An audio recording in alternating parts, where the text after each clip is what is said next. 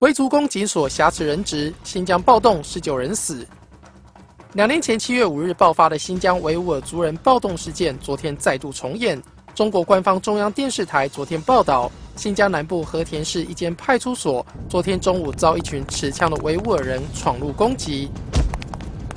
暴徒接着挟持人质，在派出所内纵火。大批武警和联防队员获报后前往攻坚。 过程中，联防队员和武警皆有死伤，并有至少2名人质和无辜者共19人身亡，6名人质幸运获救。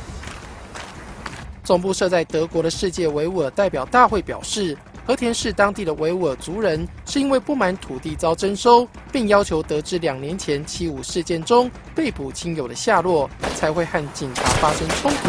导致多人死伤。动新闻综合报道。